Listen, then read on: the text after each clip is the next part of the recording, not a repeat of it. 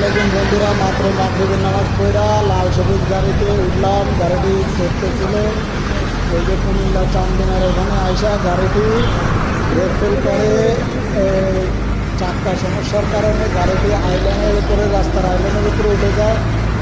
আল্লাহ পাকের অশেষ রহমতে আমরা গাড়িতে যতগুলো যাত্রী ছিলাম, আল্লাহ রহমতে আমাদের কোনো কিছু হয় না। কিন্তু গাড়িটি আসতে চলতেছিল বিধায় হয়তো আল্লাহ পাক রব্বুল আলামিন বাজে যে আমি ছিলাম সামনে, যে করে খাইছিলাম আল্লাহ পাক বাঁচাইছে। অনেক জনে জানি খাইছিলাম। আল্লাহ আকবার, আল্লাহ। বন্ধুরা দোয়া করবেন, যাত্রা পথে আছি, কঠিন পরিস্থিতির মধ্যে আছি, দোয়া করবেন। চান্দিনার এখানে যে অবস্থা হয়,